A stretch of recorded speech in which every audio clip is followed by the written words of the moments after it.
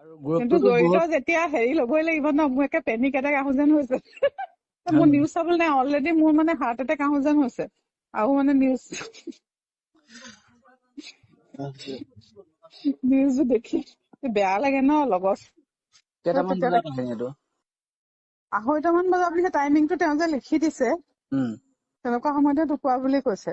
2টামান বজালৈকে মই কণ্টেক্টত আছিলো, 2:30লৈকে জুবিন দাৰ লগত ডেথ কনফাৰ্মেশনটো পোৱালৈকে। তাৰপিছৰ পৰা মানুহখিনি কাকো পোৱা নাই, মানে ফোনটোতো নাই, হোৱাটছএপ কল কৰিছিলো, এতিয়া কাকো ফোনত পোৱা নাই। এতিয়া কাকো পোৱা নাই? নাই পোৱা, মানে তেওঁলোকে অকণ ভয় খাইছে ন। ভয়তো খাইছে এতিয়া।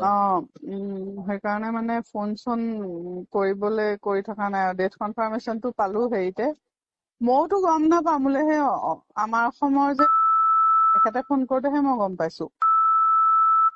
তেখেতে মোলে ফোন কৰি পেলাই যেতিয়া ক'লে, মই গম নাপাওঁ। তাৰপিছত মই তালৈ ফোন কৰি আছো, কোনো ফোন চোন উঠোৱা নাই, মানে অলৰেডি হস্পিটেলত চিটুৱেশ্যনটো হেৰি হৈ আছে, মানে পেনিক হৈ আছে অলৰেডি। আৰু তেতিয়া মানে সেই ঢুকোৱাৰ আগে আৰু তাৰপিছত তেতিয়া ফোন কৰি পোৱা নাই। চবেতো অলৰেডি মোক ফোন কৰিছে, নাথাকিলে গম নাপায় ন।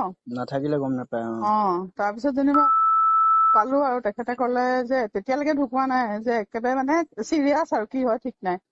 কেইটামান বজাৰ কাহিনী এইটো? 2:30মান বজা বুলি টাইমিংটো তেওঁ যে